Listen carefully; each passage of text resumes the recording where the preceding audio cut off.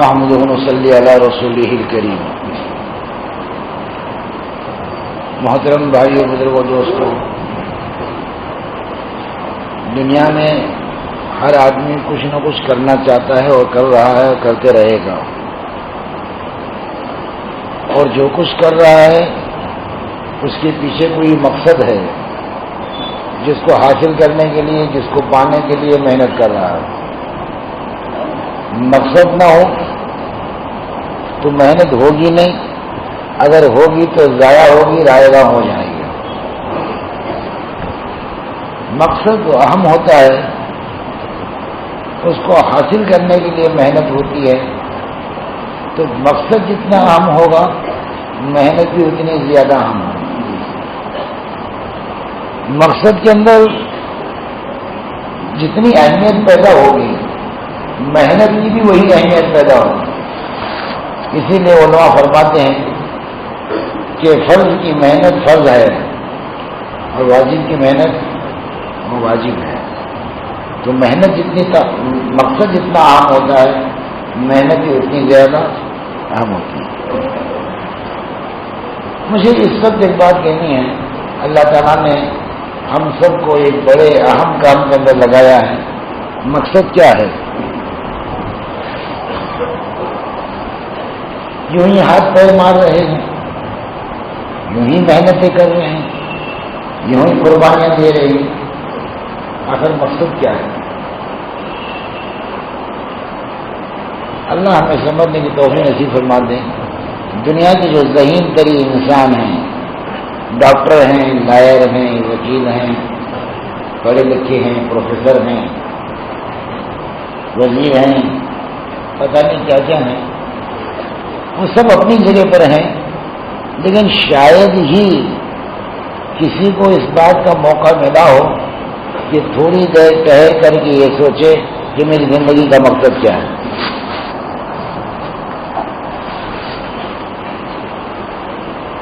کسی کو اس بات کا موقع نہیں ملا کہ میں سوچوں کہ میری زندگی کا مقصد کیا ہے۔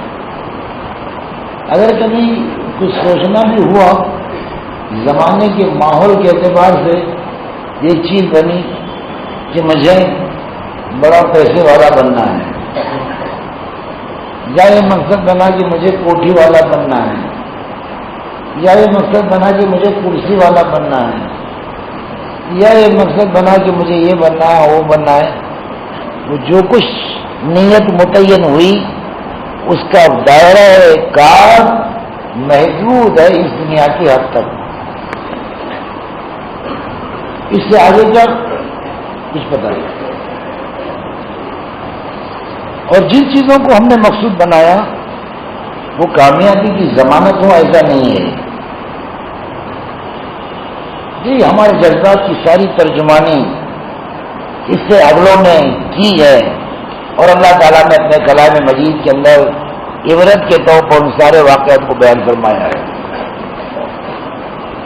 قارون نے مقصد بنایا، مال کو ناکام ہو گئے، مال کے نقشوں میں ناکام ہو گئے۔ خدا کی عجیب قدرت، اگر اللہ چاہتا تو قارون سے مال کو چھین لیتا، غریب بناتا، محتاج بنا دیتا، لیکن اس موقع پر قارون کو یہ کہنے کا موقع رہتا کہ میرا مال چھن گیا، اس سے میں ناکام ہو گیا۔ اللہ نے رہتی دنیا تک کے انسانوں کو سمجھانے کے لیے مال و دولت کا نقشہ کامیابی کا زمان ظاہر نہیں ہو سکتا۔ قارون سے اللہ نے مال کو نہیں چھینا، مال کے ساتھ قتل کر دیا۔ اس کے مال کو اس کے سر پر ڈال دیا گیا اور مال کے ساتھ زمین میں دبایا گیا تاکہ قارون کو یہ کہنے کا موقع نہ ملے کہ مجھ سے مال چھن گیا، اس سے میں ناکام ہوں۔ 40 پہلوان اس کے خزانوں کی کنجیاں اٹھاتے تھے، کنجیاں جب اتنی تھی تو خزانے کتنے ہوں گے، خزانے اتنا ہوگا تو مال کتنا ہوگا۔ ایک بار اس میں ظاہر ہے کہ آدمی کو جب حسن ملتا ہے تو نزاکت آ جاتی ہے۔ اپنے مال کا مظاہرہ کرنے کے لیے اس نے ایک ریلی بنائی، ریلی قائم کی، بڑا زوردار۔ تو ساری خلقت دیکھ رہی ہے اس کے مال دولت کے نقشے کو، پتہ نہیں کتنوں کی رال ٹپکی، اللہ اتنا بڑا قانون نہیں بناتا تو کم سے کم ذرا چھوٹا موٹا قانون ہی بنا دے۔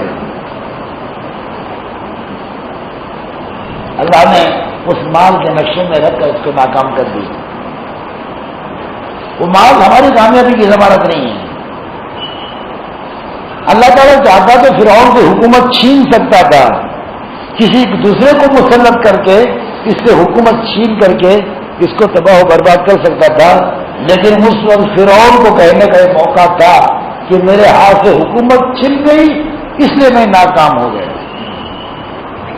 اور اللہ کو یہ بتانا مقصود تھا کہ جس نقشے کے اندر تو کامیابی سمجھ رہا ہے وہ نقشہ تجھے کامیاب کرنے والا نہیں ہے، اسی نقشے کے اندر تو ناکام ہوگا۔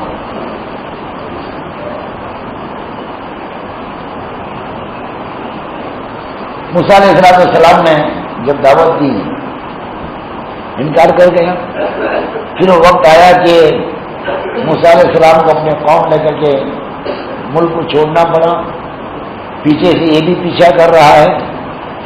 اب وہ موسیٰ علیہ السلام اس کے ماننے والے ایک ایسے مرحلے میں ہیں، آگے بڑھنا چاہتے ہیں تو دریائے نیل ہے، آگے جا نہیں سکتے، پیچھے لوٹنا چاہتے ہیں تو فرعون کا لشکر ہے۔ بڑے پریشان ہو گئے کہ دو طرفہ گر گئے، ہم راہ فرار کہیں پر نہیں ہے۔ لیکن نبیوں کی جو سب سے بڑی دولت ہوتی ہے وہ خدا پر یقین، اس یقین کی مایا پر کوئی پہنچ نہیں سکتا۔ انتہا رہنے کا یقین خدا کے ذات پر، کہا کہ گھبراؤ نہ، میرے ساتھ میرا خدا ہے، میرے ساتھ میرا خدا ہے، گھبراؤ مت۔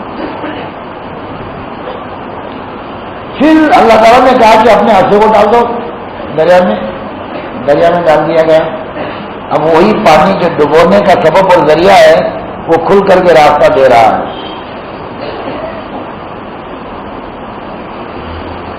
پانی ڈبوتا ہے، وہ نقصان کی چیز ہے، یہ انسان کے ذہن میں اللہ بتا رہا ہے کہ نہیں، وہ پانی بھی ہمارے حکم کا محتاج ہے، ہم چاہیں گے تو نفع پہنچائے گا، ہمیں چاہیں گے تو نقصان پہنچا دیں گے۔ اور موسیٰ علیہ السلام کو نبوت دینے سے یہ بھی تو کہا گیا تھا کہ موسیٰ تمہارے ہاتھ میں کیا ہے؟ کون پوچھ رہا ہے؟ اللہ خالق اور مالک پوچھ رہا ہے۔ خدا سے ملاقات ہو اور خدا سے بات ہو، وہ کتنا لذیذ مرحلہ ہوگا۔ خدا سے ملاقات اور خدا سے بات، یا اللہ سب کو معلوم ہے، کبھی رات کی تنہائی میں اپنے معاشرے سے ملاقات ہو جائے تو گفتگو کے اندر کیا مزہ آتا ہے۔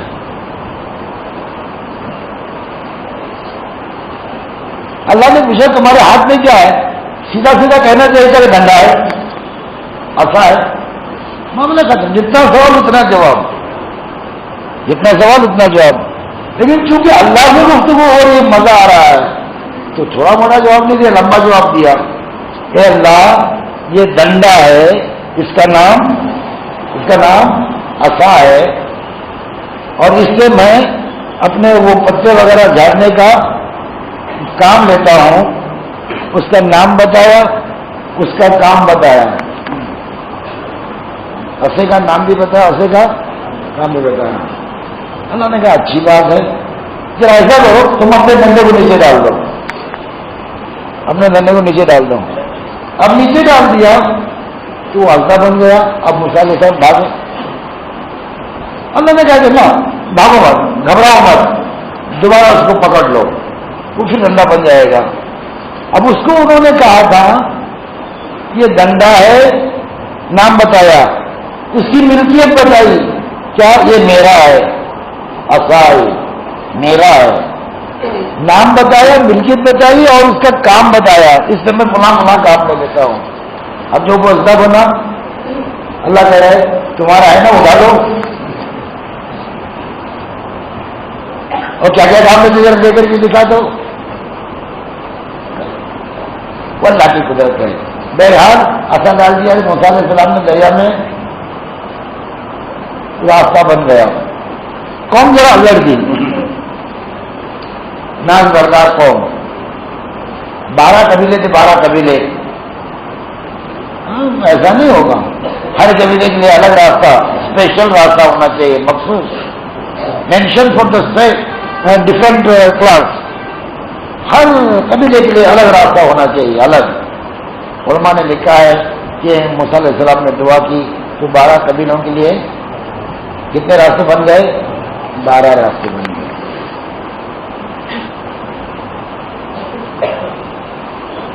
محنت کچھ ایسی عجیب ہوتی ہے، اس محنت پر خدا یہ دیوانوں کے ناز نخروں کو برداشت کر لیتا ہے، دیوانوں کے ناز نخروں کو اللہ تعالیٰ برداشت کر لیتا ہے۔ وہ محنت کی نسبت پر وہ محنت چھوٹ جائے تو کہیں کا نہیں رہ جائے۔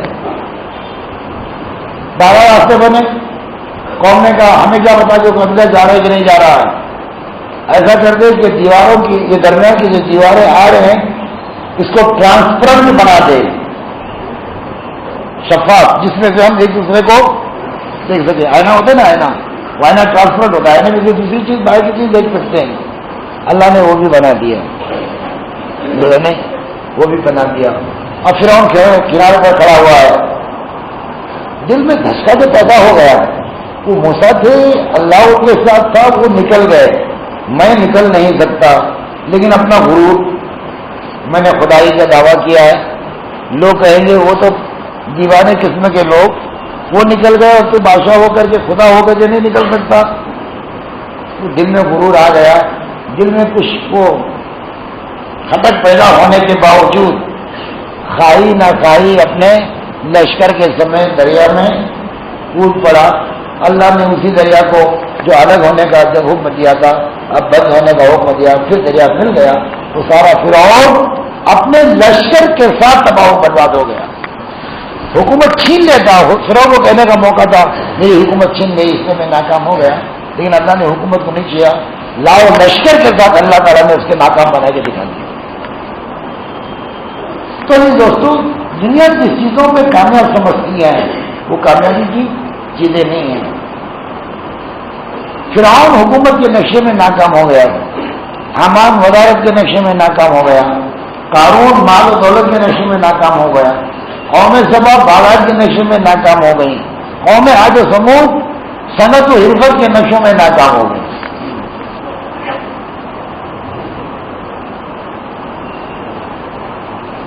تو پھر کامیابی کے حاصل کرنا ہے، کامیابی کو حاصل کرنا ہے تو مقصود زندگی کیا بنا؟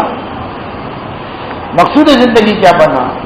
جن کی نگاہ دنیا پر تھی انہوں نے دنیا کو اپنا مقصود تو بنا لیا، اب جن کی نگاہ دنیا سے آگے ہٹ کر آخرت پر ہے ان کا مقصود زندگی کیا؟ میں سچ کہتا ہوں کبھی ہم نے تنہائی میں بیٹھ کر کے نہیں سوچا میرا مقصد زندگی کیا ہے، مجھے کیا کرنا ہے، مجھے کیا پانا ہے۔ دنیا کا ہر آدمی کچھ پانے کی تمنا رکھتا ہے، کچھ پانے کی، میں یہ بھی بنوں گا، میں یہ بنوں گا، میں یہ بنوں گا، یہ میں بنوں گا۔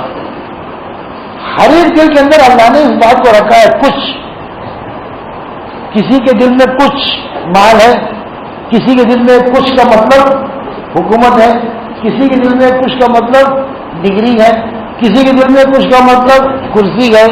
تو ہر ایک کے دل میں اللہ نے جذبہ کچھ کیا رکھا ہے؟ کچھ کو رکھا ہے، کچھ کو۔ پھر مزاج اللہ نے ایسا کچھ بنایا کہ اس کچھ کے پانے کے لیے سب کچھ لگا دیتا ہے۔ اس کچھ کے پانے کے لیے اللہ نے جو دیا ہے وہ سب کچھ لگا دیتا ہے، جان بھی لگا رہا ہے، مال بھی لگا رہا ہے، سب لگا رہا ہے۔ جان بچانے کے لیے مال لگا رہا ہے اور مال کو کمانے کے لیے جان لگا رہا ہے، اس کے لیے وہ، اس کے لیے یہ۔ تو جو کچھ اس کے پاس ہے، اپنے چین کو، اپنے سکون کو، اپنی فرصت کو، اپنی استعداد کو، اپنی صلاحیت کو، جتنی چیزیں اللہ نے دی ہیں وہ ساری چیزوں کو اس کچھ کے پانے میں لگا دیتا ہے۔ کتنی بڑی نادانی ہے، پانا کیا ہے؟ کچھ ہے، اور لگا کیا رہا ہے؟ نادانی نہیں، نادانی نہیں۔ اچھا، پھر سب کچھ کے لگانے کے بعد وہ کچھ مل جائے اس کی بھی کوئی گارنٹی نہیں ہے۔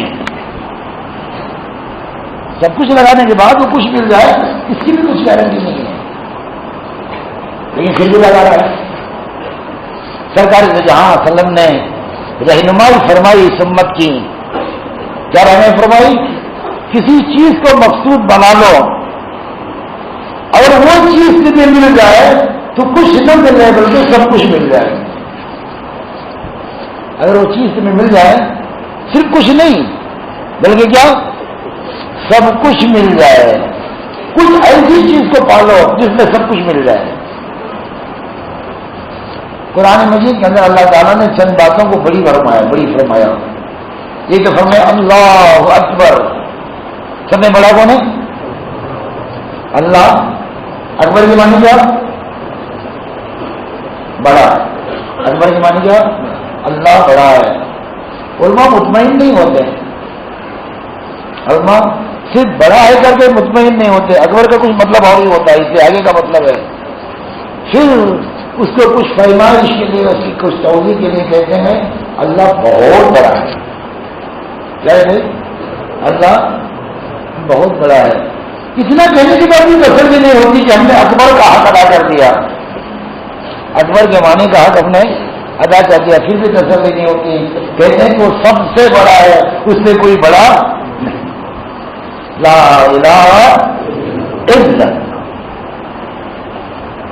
اللہ نے ایک تو اپنی ذات کے بارے میں فرمایا کہ اللہ بڑا ہے.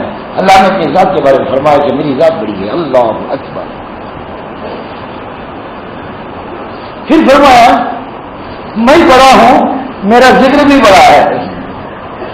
میں بڑا ہوں تو میرا ذکر بھی، بڑے کا ذکر بھی بڑائی کی چیز ہوتی ہے. میرا ذکر اللہ اکبر. اللہ کا ذکر کیا ہے؟ وہ بہت بڑی چیز ہے. اور آدمی بڑے کا ذکر کرتا ہے تو اللہ اسے بڑا بنا دیتا ہے. بڑے کا جب ذکر کرتا ہے تو اللہ اسے بڑا بنا دیتا ہے. لیکن اگر یہ اپنے آپ کو بڑا سمجھا تو کام سے چلا گیا. ارریہ کوٹ کا اجتماع ہو رہا تھا 1982 یا 84 کا موقع ہے. اس موقع پر اتنی بھیڑ جو آج کل چلتی ہے نہیں تھی. حضرت جی اکیلے بیٹھے ہوئے تھے، حضرت مولانا انعام الحسن صاحب. میں اپنے ایک ساتھی کو لے کر کے گیا. حضرت کی خدمت میں حضرت اکیلے تھے. میں نے کہا حضرت جی آپ سے بیٹھ ہے کچھ ذکر معلوم کرنا چاہتا ہے. حضرت نے بڑے اطمینان کے ساتھ 15-20 منٹ تک ذکر جہری سمجھایا. 12 تسمیح کا ذکر کیسے کرنا چاہیے، لا الہ الا اللہ کی ضرب کیسی لگانی چاہیے، وہ ضرب لگاتے وقت بیٹھنے کی حیت کیسی ہونی چاہیے، یہ ساری چیزیں تفصیل کے ساتھ بتائیں. اور جب واپس ہونے لگے تو کہا دیکھو میاں ذرا خیال رکھنا، آدمی بڑے کا ذکر کرتے کرتے خود کو بڑا سمجھنے لگتا ہے. آدمی بڑے کا ذکر کرتے کرتے خود کو بڑا سمجھنے لگتا ہے. ذرا خیال رکھنا. اس بڑے کا ذکر اس لیے ہے اپنی نفی ہو جائے. اس اللہ کا ذکر اس لیے ہے کہ اپنی ساری چیزوں کی نفی ہو جائے. اپنی صلاحیتوں کی، اپنے عقل کی، اپنے وسائل کی، اپنی کوششوں کی، اپنی جدوجہد کی، جو کچھ بھی کر سکتا ہے وہ ساری چیزوں کی نفی ہو جائے تب اللہ کی بڑائی دل کے اندر سمائے گی. تو اللہ نے فرمایا بڑی چیز وہ میرا ذکر ہے. اور ذکر کرنے والے کو اللہ کیا بنا دیتا ہے؟ بڑا بنا دیتا ہے. یہ چاروں سلسلوں کے ادھر کون ہیں؟ یہ ذکر کرتے کرتے بڑے بن گئے، اللہ نے بڑا بنا دیا. پھر اللہ تعالیٰ قرآن کے اندر کہتا ہے ورضوان من اللہ اکبر. اللہ کی رضا جو ہے وہ بہت بڑی چیز ہے. اللہ کی رضا جو یہ بہت بڑی چیز ہے. وہ جسے مل گیا سب کچھ مل گیا. ایک بادشاہ کے دربار میں بہت ساری کنیزیں تھیں. بادشاہ کے دربار میں جو کنیزیں ہوتی ہیں وہ سلیکٹڈ ہوتی ہیں، منتخب ہوتی ہیں. اس میں مس گودرا بھی تھی، مس گجرات بھی تھی، مس انڈیا بھی تھی، مس ایشیا بھی تھی اور مس ورلڈ بھی تھی. ایک سے ایک بہترین سلیکٹڈ.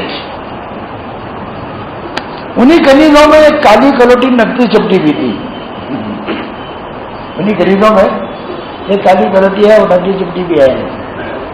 اتفاق کی بات کہ بادشاہ کا دل اس پر زیادہ وہ کالی پر زیادہ.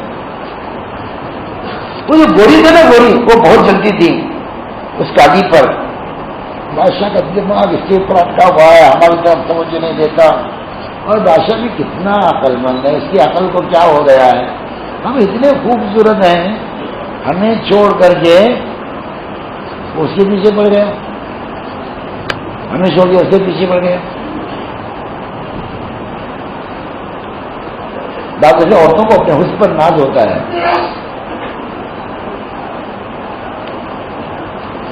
غالباً امام محمد بن حنبل رحمۃ اللہ علیہ کوئی بزرگ ہیں، ان کے پاس ایک کیس آیا، ایک عورت لے کر کے آئی اور نے کہا کہ حضرت میرا شوہر مجھے طلاق دینا چاہ رہا ہے، آپ اس کو حکم دیجیے کہ مجھے طلاق نہ دیں. انہوں نے کہا وہ خدا کی طرف سے اجازت ہے، تیری اس کی اگر نہیں بن رہی ہے تو نہ بننے کی صورت میں طلاق دینے کے لیے اس کی آزادی ہے، یا تو چاہے تو خلا دے سکتی ہے، شریعت کے بیچ میں دخل میں نہیں دے سکتا، میں اس کو اس بات سے روک نہیں سکتا.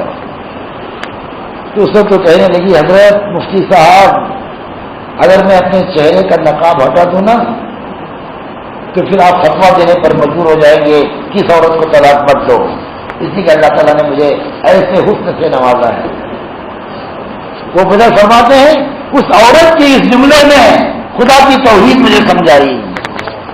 ایک عورت اپنے حسن کی وجہ سے اپنے شوہر کو کسی اور طرف جانے دینا نہیں چاہتی، وہ خدا جو ساری دنیا کو اس میں بخشتا ہے، پھر اس کو چھوڑ کر اس خدا کو چھوڑ کر کے کوئی آدمی کسی اور کی طرف چلا جاتا ہے تو پھر وہ خدا کی بھی غیرت ہے. خدا کے لیے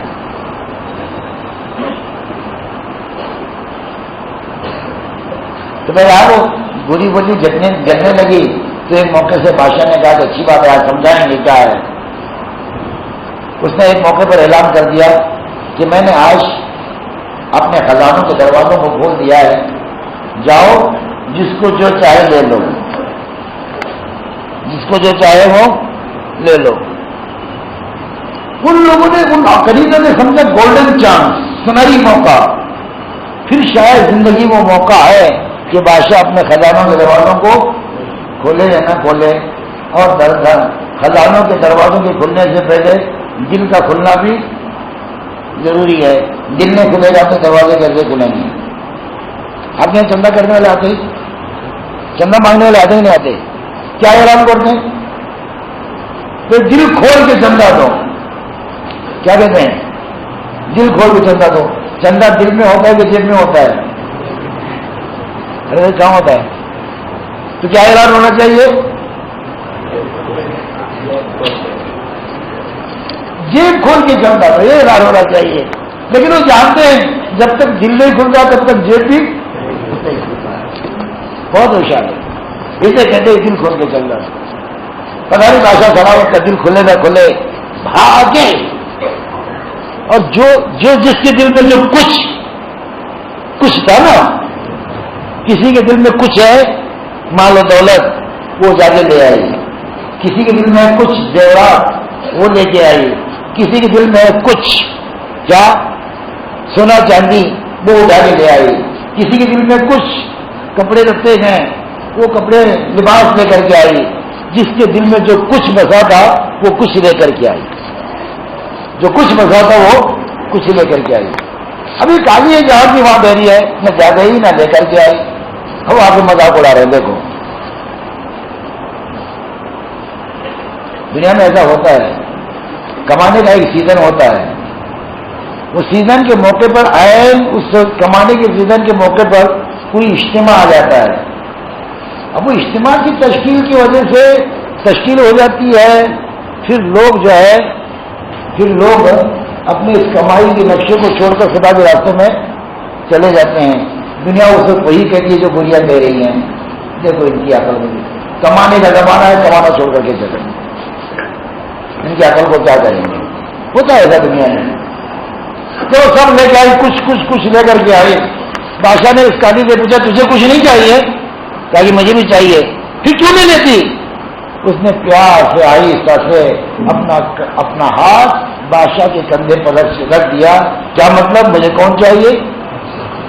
بادشاہ چاہیے. اب کامیاب ہو چاہیے.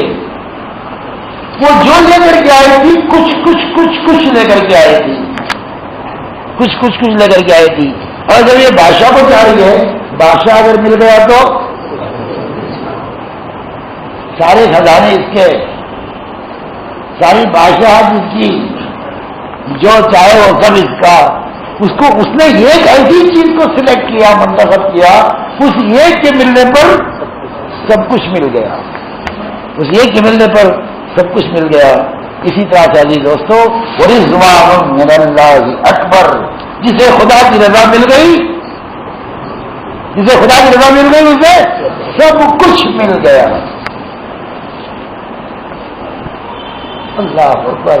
عید اللہ کی شان یہی ہوتی ہے، خدا کی ذات کے ساتھ تعلق، نسبت معاملہ، کیفیت اعجامی، خدا کے ذات کے ساتھ تعلق اتنا زبردست ہوتا ہے کہ پھر انہیں کسی بات کا غم نہیں ہوتا۔ دنیا والے کسی موقع پر جوش میں آ کے کہتے ہیں ذرا اجالا ہونے دو دیکھ لیتا ہوں، اور اللہ والے کہتے ہیں ذرا رات ہونے دو پھر دیکھ لیتا ہوں۔ کیوں رات ہوگی؟ اپنے خدا سے بات ہوگی، پھر میرا کوئی مسئلہ بھی ہے، میں اپنے خدا سے کہہ کر کے اس کو حل کروا لوں گا۔ پھر حلاوت ہے، خدا کی رضا کے ملنے پر ایک حلاوت ہے، اس کا اندازہ آخرت میں بھی ہوگا اور دنیا میں بھی ہوگا۔ اور خدا کی رضا نہ ملی تو پھر مصیبتیں ہی مصیبتیں ہیں، اور پریشانی ہی پریشانی۔ پھر کچھ کسی کے پاس کچھ بھی ہو یا سب کچھ بھی ہو، اس کی زندگی کے اندر چین اور سکون نہیں رہے گا۔ ایک لڑکی کھاتے پیتے گھرانے کے اندر بیاہی گئی، روزانہ بریانی پکتی ہے، 3 درجن کپڑے ہیں، سر سے لے کر پیر تک سونے کے اندر زیورات کے اندر ڈوبی ہوئی ہے، اور بڑی اونچی ٹائپ کی مساری گاڑیاں ہیں، ہیٹر بھی ہے، کولر بھی ہے، پنکھے بھی ہیں۔ کوئی چیز ایسی نہیں ہے جو آرام اور آسائش کی نہ ہو، ہر چیز وہاں پر موجود ہے۔ لیکن دیکھنے والوں نے دیکھا کہ چند دنوں کے بعد وہ بچی دبلی پتلی ہوتی چلی جا رہی ہے، اس کے چہرے کی رہنائی ختم ہو گئی، اس کے چہرے کی رونق ختم ہو گئی، دبلی مریم اب مرتی ہے تب مرتی ہے۔ ایک موقع پر پشواڑے میں تنہائی کے موقع پر پڑوسن سے ملاقات ہو گئی۔ اس پڑوسن نے کہا بیٹی کیا بات ہے، تیرا یہ حال کیا ہو رہا ہے؟ ہمیں اچھی طرح سے معلوم ہے کہ گھرانہ بڑا کھاتا پیتا گھرانہ ہے، یہاں پر کھانے بھی ہے، کپڑے بھی ہیں، سونے بھی ہیں، زیورات بھی ہیں، کسی چیز کی کمی نہیں ہے، لیکن آخر کیا بات ہے کہ تیرا یہ حال چل رہا ہے اور دن بدن گرتی چلی جا رہی ہے؟ کہتے ہیں کہ کسی غم کے موقع پر کوئی غم کے دل کو تار کو چھیڑ دیتا ہے تو پھر آنکھوں سے آنسو بھی بہتے ہیں اور دل کا بوجھ بھی کچھ تھوڑا سا ہلکا ہو جاتا ہے۔ اس بچی نے کہا کہ خالہ جان تم جو کہہ رہی ہو ٹھیک کہہ رہی ہو، کوئی چیز کی کمی الحمدللہ نہیں ہے، لیکن اصل غم اور فکر مجھے جو ہے وہ یہ کہ جس میاں سے میرا نکاح ہوا ہے وہ میاں ہی مجھ سے راضی نہیں ہے۔ اب جو مجھ سے راضی نہیں ہے کہ سونا لے کے کیا کرو، یہ چاندی لے کے کیا کرو، یہ کپڑے لے کے کیا کرو، یہ کھانے میں مزہ ہے، کسی چیز میں مزہ ہے۔ جب خدا ہی ناراض ہوگا تو پھر دنیا کے کسی نقشے میں ایک انسان کو چین و سکون نہیں مل سکتا، کسی انسان کو چین و سکون مل نہیں سکتا جب خدا ناراض ہو جائے۔ اس لیے مقصود زندگی وہ کیا ہے؟ میرا خدا مجھ سے راضی ہو جائے۔ قدم قدم پر سرکار دو جہاں صلی اللہ علیہ وسلم نے امت کے مزاج کو، امت کے خیالات کو کہاں پر چلایا؟ وہ خدا کی رضا کی طرف چلایا، وہ خدا کی خوشنودی کی طرف چلایا۔ اسی لیے جماعتوں میں نکالنے کے بعد بھی باقاعدہ مذاکرے کرائے جاتے ہیں جماعتوں سے، یہ عمل کیوں کرنا ہے؟ 5 نمبر میں کیا کہتے ہیں؟ جو بھی ہم عمل کریں گے اس کو اس میں خدا کو راضی کرنا ہے۔ ہمارے معاملات، ہماری معیشت، ہمارے معاشرات، ہمارے اخلاق، ہماری عبادات، یہ ساری کی ساری چیزیں وہ خدا کو راضی کرنے کے لیے۔ یہ موقع پر یہ غزلے میں بہت سارا مال غنیمت مل گیا، بہت سارا مال غنیمت۔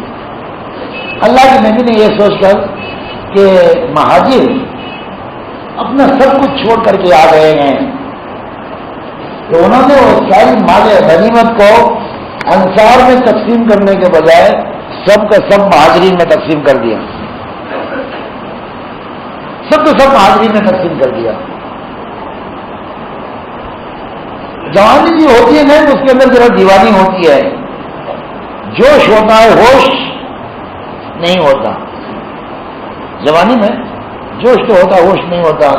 یہ ایک نوجوان کی زبان سے بات نکل گئی، یہ اللہ کے نبی بھی عجیب ہیں، قربانی کا موقع آتا ہے تو ہمیں آواز دیتے ہیں، اور مال غنیمت تقسیم کرنے کا موقع آتا ہے تو اپنے وطن والوں کو، مکے والوں کو بلاتے ہیں۔ اس موقع پر وہ بات کچھ غلط نہیں تھی، لیکن اس جملے میں جو زہر بجھا ہوا تھا وہ امت کے لیے ایک مستقل انتشار اور فتنے کا سبب بن سکتا تھا، اسے امت توڑ سکتی تھی۔ اللہ کے نبی نے سوچا کہ بر وقت اس کا علاج ہونا چاہیے، ورنہ پھر یہ معاملہ آگے بڑھ جائے گا۔ سب انصار کو جمع کیا، سب انصار کو جمع کرو۔ اللہ اکبر۔ سیرت کے اندر یہ واقعہ بڑے عجیب انداز میں لکھا ہے، بڑے عجیب انداز میں۔ سرکار صلی اللہ علیہ وسلم کے گفتگو کے 3 پہلو گئے اس پورے واقعے میں۔ سرکار صلی اللہ علیہ وسلم کی گفتگو کے 3 پہلو گئے۔ پہلا پہلو تو یہ ہے کہ اللہ کے نبی نے فرمایا، اے انصار، تمہیں حق ہے اس بات کے کہنے کا کہ میرے وطن والوں نے مجھے وطن سے باہر نکالا، تم نے مجھے سہارا دے کر مجھ پر رحم کیا، تم نے مجھ پر احسان کیا، مجھے سہارا دے کر مجھ پر احسان کیا۔ یہ کہنا چاہو تو تم کہہ سکتے ہو، پھر میرے ساتھ یہ معاملہ ہوا، یہ معاملہ ہوا، یہ معاملہ ہوا، اس موقع پر تم نے یوں کیا اور یوں کیا، تمہیں کہنے کا حق ہے کہ تم نے مجھ پر یہ احسان کیا، یہ کہنے کا تمہیں حق ہے، کہنا چاہو تو کہہ دو۔ اللہ اکبر۔ کبھی اللہ کی گفتگو سرکاری صلی وسلم کی طرف سے انصار مدینہ کو ملاحظہ کرنے کا، دیکھنے کا موقع نہیں ہوتا۔ تھرا گئے، گردن نیچے جھکی ہوئی گئے، آنکھوں سے آنسو بھی بہ رہے ہیں، پریشان ہیں کہ کیا یہ اللہ سے گفتگو ہے۔ پھر اللہ کے نبی نے اپنے گفتگو کے رخ کو بدلا اور بدل کے یوں کہا کہ اے انصار، کیا تم شرک اور کفر کی گندگی کے اندر مبتلا تھے؟ اللہ تعالیٰ نے مجھے سبب اور ذریعہ بنا کر تمہیں ایمان کی دولت اور حیات دے کر کے نوازا، کیا تم خدا اس کے رسول کے اس احسان کو ماننے کے لیے تیار نہیں ہو؟ اللہ کے نبی، بے شک آپ کا اور آپ کے اللہ کا ہم پر بڑا احسان ہے۔ پھر اللہ کے نبی نے ایک چیز گنوائی، تمہاری زندگی میں یہ خرابی تھی، یہ خرابی تھی، یہ خرابی تھی، اللہ تعالیٰ نے مجھے سبب اور ذریعہ بنا کر تمہارے اندر یہ خوبیاں پیدا کی، یہ خوبیاں پیدا کی، کیا خدا کے احسان کو تم ماننے کے لیے تیار نہیں ہو؟ آنکھوں سے آنسو جاری ہے، دل دھڑک رہے ہیں، سر نیچے جھکے ہوئے ہیں اور زبان سے کہہ رہے ہیں، بے شک اللہ کے نبی آپ کا ہم پر احسان ہے، بے شک اللہ کے نبی آپ کا ہم پر احسان ہے، بے شک اللہ کے نبی آپ کا ہم پر احسان ہے۔ جب قبول کروایا اللہ کے نبی نے اس احسانات کو، اب گفتگو کا تیسرا رخ شروع ہوا۔ اللہ کے نبی فرماتے ہیں کہ انصاری مدینہ، کیا تم اس بات کو پسند نہیں کرتے کہ اور لوگ تو مال لے کر کے جائے اور تم جاؤ تو نبی کو اپنے ساتھ میں لے کر کے جاؤ؟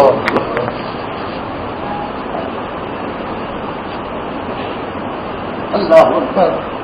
وہ موقع تھا کہ تمام انصار مدینہ نے کہا، اللہ کے نبی بے شک ہمیں کچھ نہیں چاہیے، جس کو جتنا دینا چاہے دے دیجیے، ہمیں ایک پیسے کی ضرورت نہیں ہے، ہمیں تو بس پہنچائیے۔ اور انصار مدینہ کا یہ فیصلہ کہ نبی پاک علیہ السلام کو لے جانا، ایسا تاریخ کا ایک نادر نمونہ ہے، مثال ہے، واقعہ ہے، ایک عجیب مثال، کسی امت کے اندر وہ تاریخ نہیں ملتی۔ سن 11 ہجری میں مدینے، بات بہت تفصیلی ہے، لمبا واقعہ ہے، میں مختصر اس کو کہہ دوں، اس کی تفصیلات اگر دیکھنا ہے تو میری ایک لکھی ہوئی کتاب ہے معراج النبی، اس کے اندر آپ دے سکتے ہیں، دعوت کے پہلوؤں کو اس میں نے کھولا ہے۔ تو سن ہجری 11 میں مدینے کے 6 آدمی حج کا بہانہ بنا کر مکہ آتے ہیں، حج کو جا رہے ہیں یہ بہانہ بنا کر، اس لیے کہ بہت مخالفت کی فضا تھی۔ اور آ کر کے مینا کے میدان میں وہ جو جمرۃ الاولیٰ ہے مکے کی طرف، اس کی طرف تھوڑی سی کنارے پر ہٹ کر ایک پہاڑی کی گھاٹی میں، وادی میں ایک چھوٹی سی جگہ ہے، تنہائی کی جگہ، اس جگہ پر وہ مدینے کے 6 احباب سرکار صلی اللہ علیہ وسلم سے ملاقات کرتے ہیں اور ایمان کو قبول کرتے ہیں۔ اور اللہ کے نبی پوچھتے ہیں کہ میں آؤں تمہارے یہاں پر مدینے کو؟ وہ کہتے ہیں اللہ کے نبی ابھی نہیں، ابھی ہمارے اندر آپس میں انتشار ہے، خلفشار ہے، ہماری اجتماعیت نہیں ہے، ابھی نہ ہے۔ جا کر کے انہوں نے محنت شروع کر دی۔ ایمان، جب ایمان والا ایمان کو قبول کرتا ہے تو اس کا لازمی تقاضا یہ پیدا ہوتا ہے کہ بے ایمان کو ایمان کی بات سمجھا دے، اس کی ذمہ داری ہے۔ وہ تنہا خدا کو پانے والا نہیں ہے، وہ جب اس نعمت کو پا لیتا ہے تو اس کی ذمہ داری ہے کہ دوسروں تک اس پیغام کو پہنچا دے، وہ چاہے کوئی ہو، مشرق کا ہو، مغرب کا ہو، شمال کا ہو، جنوب کا ہو، کالا ہو، گورا ہو، کوئی بھی ہو، ہر ایک تک اس ایمان کی بات کو پہنچانا۔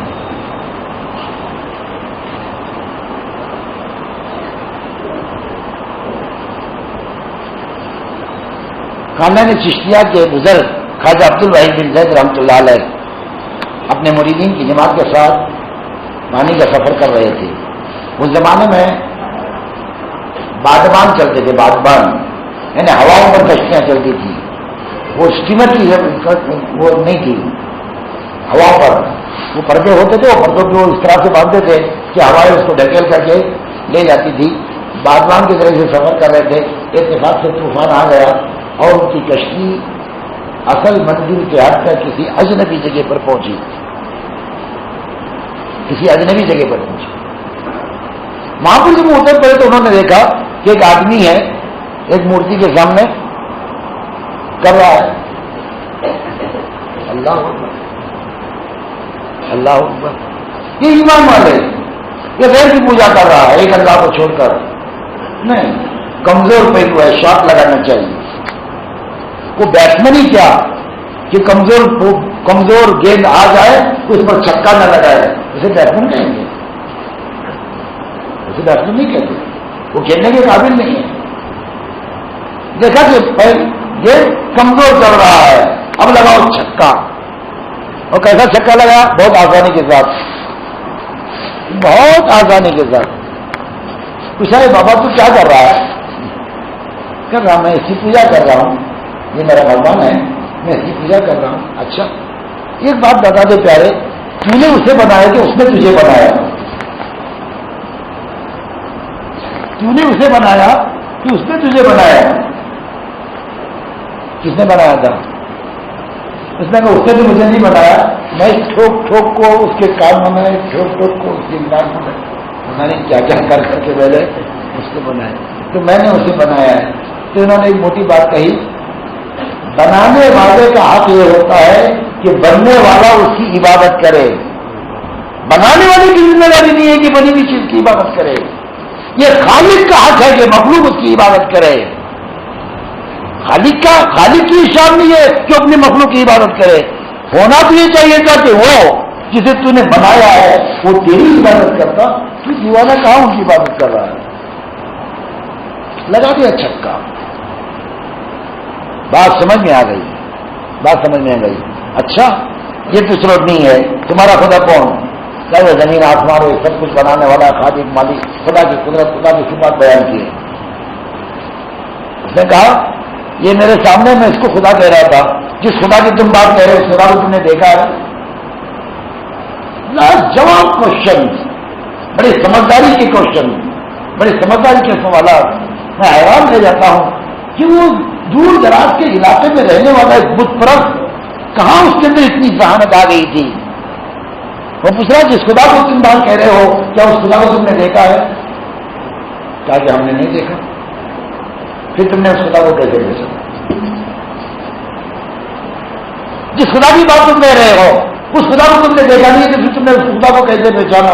اس خدا کی معرفت تمہیں کیسے حاصل ہوگی؟ اللہ اکبر. ہم اسی سے گھیر میں آ جاتے تھے. وہ اللہ والے تھے، اللہ والے تھے. کہا کہ ہاں بھائی ہم بھی نادان تھے، ہم بھی خدا سے واقف نہیں تھے، ہمیں بھی خدا کی پہچان اس کی معرفت حاصل نہیں تھی. اللہ نے ہماری اس نادانی پر ترس کھا کر اپنی پہچان اور اپنی معرفت دلوانے کے لیے اپنی طرف سے ایک نبی کو بھیجا. وہ آئے اور انہوں نے آ کر اس خدا کی پہچان کروائی.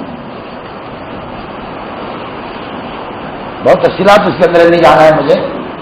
کس نے کہا اچھا جس نبی کی بات کہہ رہے ہو کیا نبی اور دنیا میں موجود ہیں؟ کیا کہ نبی موجود نہیں ہے؟ اچھا وہ نبی موجود نہیں ہے تو کم سے کم وہ آنے والے نبی کی کوئی نشانی تمہارے پاس موجود ہے؟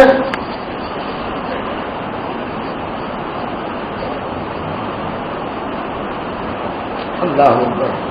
اس نبی کی کوئی نشانی موجود تمہارے پاس؟ انہوں نے کہا کہ ہاں ایک ایسی نشانی موجود ہے جو قیامت تک رہے گی، ہر ایک کے پاس رہے گی، اور وہ نشانی قرآن شریف ہے. سرکار جہاں سے کے کم و بیش ہزاروں معجزات ہیں، ہزاروں معجزات. وہ سارے وقتی ہیں، سارے وقتی. چاند کے 2 ٹکڑے جو کیے وہ بھی وقتی معجزہ تھا، لیکن قرآن ایک ایسا معجزہ ہے جو وقتی نہیں ہے، وہ قیامت تک رہے گا، قیامت تک رہے گا. اچھا اس میں سے کچھ پڑھ کے سناؤ. انہیں آیت کریمہ پڑھ کے سنائی. اللہ لا الہ الا هو الحی القیوم.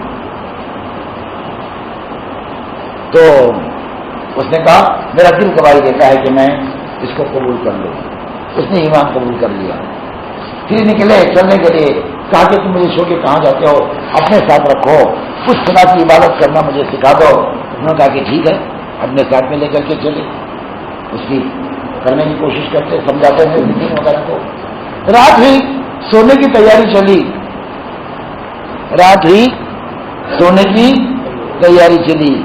وہ نو مسلم، نیا مسلمان، وہ پوچھ رہا ہے یہ مشائخ کی چشتیہ سے، کیا تمہارا خدا سوتا ہے؟ جس خدا کو تم نے ہمیں سمجھایا ہے کیا وہ خدا سوتا ہے؟ انہوں نے کہا وہ خدا سونے کی بات تو دور رہی، اسے اونگ بھی نہیں آتی. ہمارا خدا ایسا نہیں ہے کہ سوتا رہ رہا ہو، اس کو جگانے کے لیے ٹھنڈ ٹھنڈ بجانا پڑے.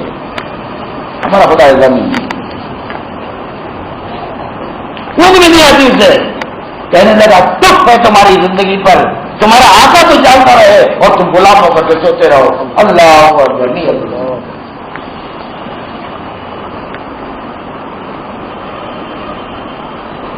پھر جب وہ الگ ہونے کا وقت آیا تو انہوں نے سوچا بیچارہ تنہا ہے، اکیلا ہے، چلو اس کی کچھ مدد کریں.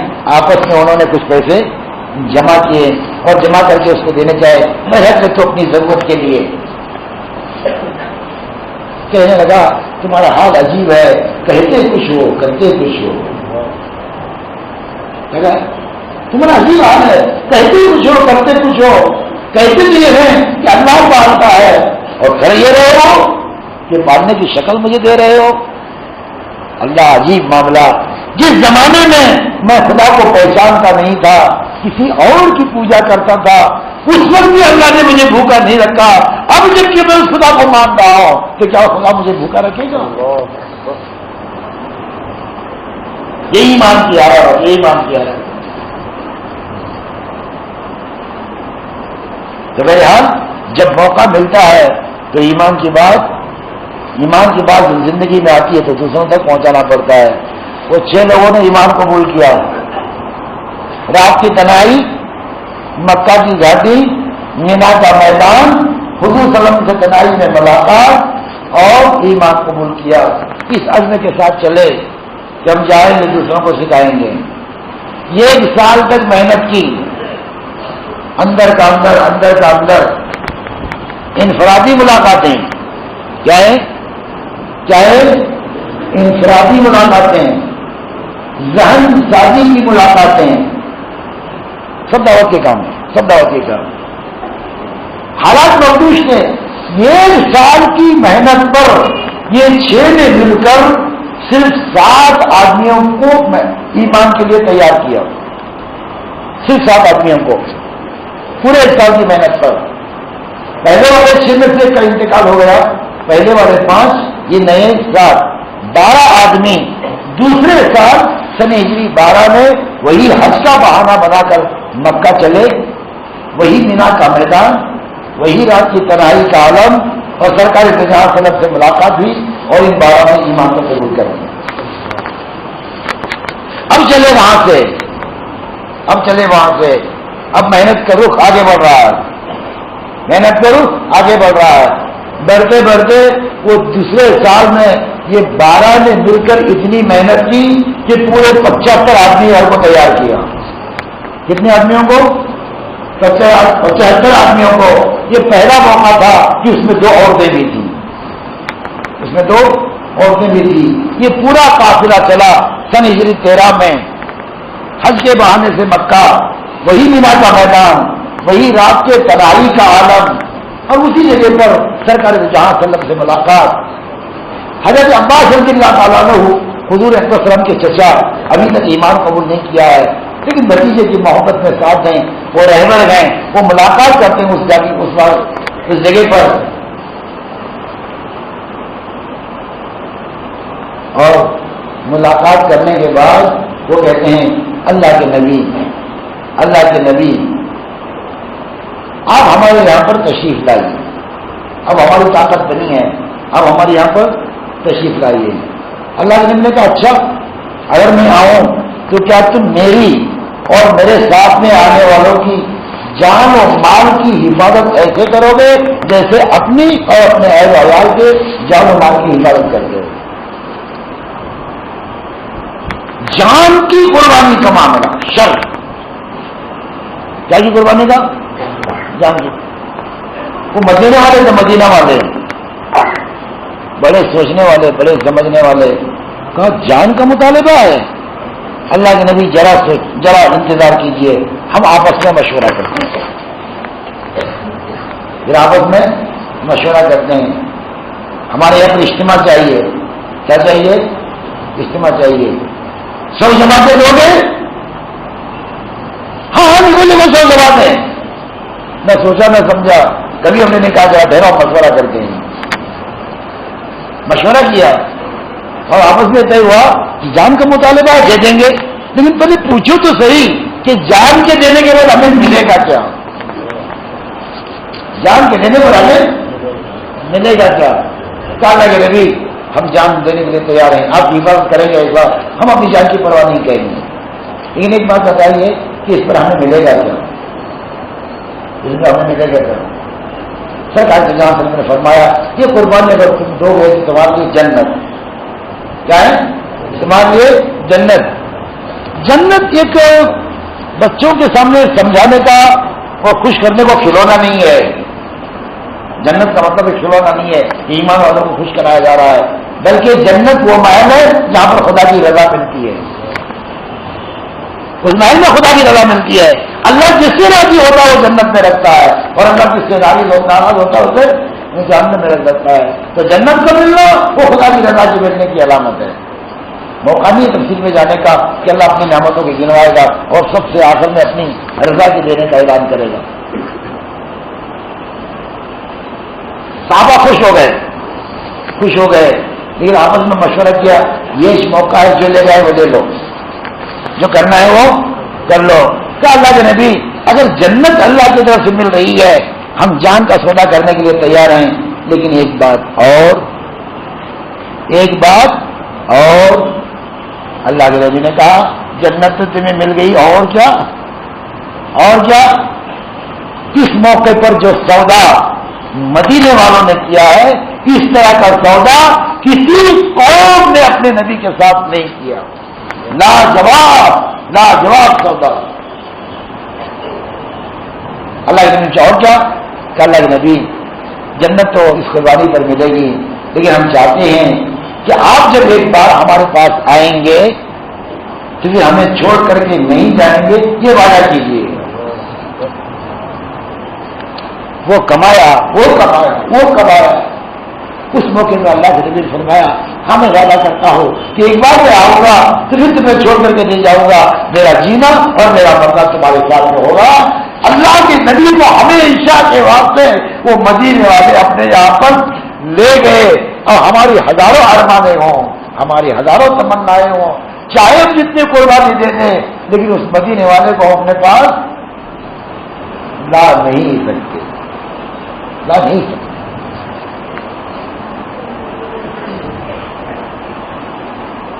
اللہ اکبر, اللہ اکبر. وہ نعمت تو مدینے والے ہمیشہ کے لیے لے گئے, اور اس موقع پر بھی کہا اللہ کے نبی جس کو جو دینا ہے وہ دے دیجئے, ہمیں آپ چاہیے اور کوئی نہیں.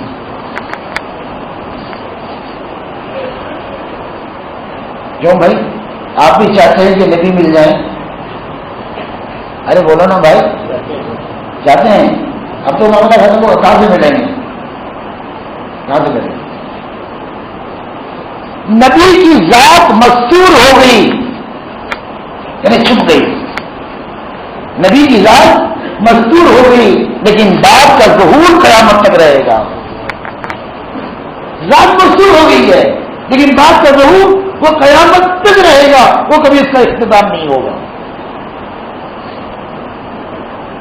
اسی لیے حضرت معاذ بن جبل رضی اللہ تعالیٰ عنہ کو سرکار جہاں صلی اللہ علیہ وسلم نے جب یمن کی طرف بھیجا, اس موقع پر بہت ساری نصیحتیں کی, کرتے کرتے بات کہی کہ معاذ تم جب واپس لوٹ کر کے آؤ گے تو مجھے نہیں پاؤ گے, میری قبر پر تمہارا گزر ہوگا. حضرت معاذ کی آنکھوں میں آنسو آ گئے. وہ ہر چیز برداشت کر سکتے تھے, لیکن نبی کی جدائی برداشت نہیں کر سکتے تھے. اللہ کے نبی نے تسلی دی, گھبراؤ مت, فکر مت کرو. ایک بات ذہن میں رکھو کہ میری بات کو لے کر دنیا میں جتنی دور چلا جائے گا وہ قیامت میں اتنا ہی مجھ سے وہ قریب ہوگا. میری بات کو لے کر جتنی دور جاؤ گے اتنا ہی مجھ سے قریب ہو جاؤ گے. نبی کی ذات تو ہمارے ہاتھ سے چھوٹ چکی ہے. اللہ تعالیٰ قیامت میں آپ کو قرب ہمیں نصیب فرما دے, قیامت میں آپ کی شفاعت کا ہمیں مستحق فرما دے. ہر آدمی اپنے چاہنے والوں کے جھنڈے کے ساتھ میں ہوگا. کوئی قارون کے ساتھ ہوگا, کوئی حامان کے ساتھ ہوگا, کوئی فرعون کے ساتھ ہوگا, کوئی شداد کے ساتھ ہوگا. پتہ نہیں ہمارا آج کن لوگوں کے ساتھ ہوگا.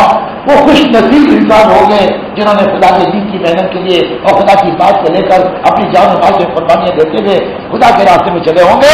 اللہ تعالیٰ انہیں سرکار کو جہاں وسلم کے جھنڈے کے نیچے کی جگہ پر فرمائے گا.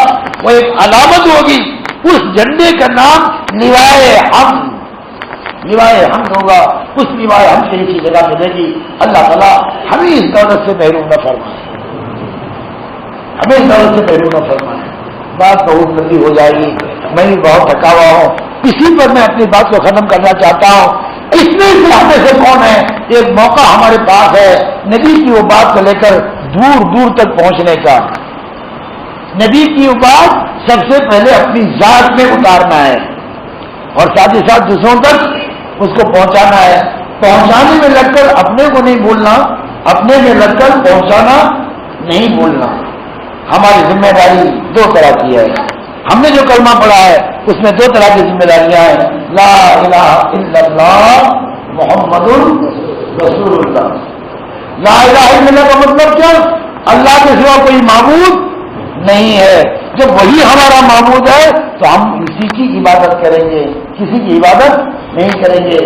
وہ ہمارا معبود ہے, وہ ہمارا خالق و مالک ہے, ہم اس کے غلام ہیں, اس کی فرما برداری کریں گے, گناہوں سے بچیں گے, عوامل پر چلیں گے اور نواحی سے اپنے آپ کو بچائیں گے اور اس کے حکموں کی پاسداری کریں گے, لحاظ کریں گے. اس کی بندگی کرنا یہ لا الہ الا اللہ کا لا الہ الا اللہ کا تقاضا کیا ہے؟ اللہ کی بندگی اور اس کی عبادت. اللہ کی بندگی اور اس کی عبادت یہ لا الہ الا اللہ کا تقاضا ہے. اور ہم نے کہا محمد الرسول اللہ, کیا مطلب؟ اللہ کے رسول ہے حضرت محمد صلی اللہ علیہ وسلم. علماء سے پوچھیے, مفتیوں سے پوچھیے, کوئی نبی کو صرف نبی مان رہا ہے، وہ ایمان کے دائرے کے اندر داخل نہیں ہوا۔ یہ ماننا اور قوموں کے لیے تھا، اس امت آخر کے لیے یہ ضروری ہے کہ جب نبی کو نبی مان رہی ہے تو یہ بھی مانے کہ آپ آخری نبی ہیں، ان کے بعد کوئی نبی آنے والا نبی مان رہا ہے، آخری نبی نہیں مان رہا، ایمان سے نکل گیا، ایمان سے نکل گیا۔ تو ہم نے پڑھا محمد الرسول اللہ، یعنی ہمارے نبی سب سے آخری نبی ہیں، اب آپ کے بعد کوئی نبی آنے والے نہیں ہیں۔ تو وہ خدا کی رضا دلانے والا دین جس کو لے کر سرکار جو جہاں سے دنیا کے اندر تشریف لائے تھے، اب اس دین کو قیامت تک کے انسانوں تک پہنچانا یہ ہم سب کی ذمہ داری ہے۔ سب سے پہلے قرآن کا جو جوڑ ہوا تھا اس میں حضرت مولانا انعام الحسن صاحب رحمۃ اللہ نے پوچھا قرآن سے تمہاری نیت کیا؟ سب خاموش۔ پھر کہا کہ ہماری کوئی نیت نہیں، ہماری وہی نیت ہے جو ہماری ایمان کی نیت ہے۔ امام کی نیت سے مقتدی کی نیت مختلف ہو گئی، اس کی نماز نہیں ہوگی، اس لیے مقتدی کو وہی نیت کرنی ہے جو امام کی نیت ہے۔ اور ہمارے امام کون ہے؟ حضرت محمد مصطفیٰ صلی اللہ علیہ وسلم، جو ان کی نیت وہ ہماری نیت۔ آپ کی نیت کیا تھی؟ آپ کی نیت یہ تھی کہ 100% انسانوں میں 100% دین، تھوڑا نہ آدھا نہ خالی نماز روزہ نہ، جتنا دین اللہ کے نبی دے کر کے آئے خدا کی طرف سے 100% انسانوں میں 100% دین قیامت تک کے لیے آ جائے، یہ ہمارے نبی کی تمنا تھی۔ اس تمنا کو پورا کرنے کے لیے ہم جان و مال لے کر کے نکلے گے، خدا کے راستے میں نکل کر جان و مال کی قربانی دے رہے ہیں، لیکن عبادت کے نشے ہمارے مٹ گئے، ہماری زندگی سے ذکر نکل گیا، تلاوت نکل گئی، خدا کے پاس مانگنا اور مناجات نکل گئی، اور نوافل کے نقشے ختم ہو گئے، اب محنت کے اندر لگے ہوئے گئے۔ یہ تقاضائے محمد الرسول اللہ تو پورا ہو رہا ہے، لیکن تقاضائے لا الہ الا اللہ پورا نہیں۔ اور کوئی عبادت کے نشوں میں لگا ہوا ہے، دن میں روزے رکھ رہا ہے، رات میں نمازیں پڑھ رہا ہے، تلاوت کر رہا ہے، ذکر کر رہا ہے، اللہ اللہ کر رہا ہے، مناجات کر رہا ہے، لیکن خدا کے بندوں تک دین کی بات کو پہنچا نہیں رہا ہے۔ تو یہ تقاضا ہے لا الہ الا اللہ کو تو پورا کر رہا ہے، تقاضا ہے محمد رسول اللہ کو پورا کرنا نہیں پورا کر رہا ہے۔ ہم آدھے کرنے والے نہیں ہیں، ہم پورے کرنے والے ہیں۔ ہمارا پورا کرنا لا الہ الا اللہ محمد رسول اللہ ہے۔ اس لیے اپنی زندگی کے اندر عبادت کے سارے نقشوں کو بدرد عدم اور بدرد کمال اپنی زندگی میں لاتے ہوئے یہ کہ فرد امت تک خدا کے دین کی بات کو پہنچانا ہے، تاکہ قیامت کے میدان میں اتنا ہی ہم سرکار جہاں تک کے قریب ہو جائیں۔ جو میں چاہتے ہیں سرکار جہاں سے ملاقات کرنا، ارے وہ چاہتے ہیں، کون کون چاہتے ہیں؟ میرا ہاتھ کا اشارہ کرو۔ اللہ قبول فرمائے، اللہ تعالیٰ قبول فرمائے۔ اب اتنی چاہت اگر ہے تو کھڑے ہونے کے نکاح کہ فلاں میں اجتماع ہونے جا رہا ہے جہاں سے جماعتیں ہماری بڑھ رہی ہیں، اس سے خدا کے راستے میں نکلیں گے اور خدا کے نبی کی بات کو لے کر دنیا تک پہنچائیں گے، تاکہ قیامت کے میدان میں آپ کا قرب ہمیں نصیب ہو۔ اب بتاؤ ہمت کر کے کون کون تیار ہے؟ پٹافٹ بتاؤ، جلدی جلدی۔ کوئی لکھنے والے ہیں دیکھو۔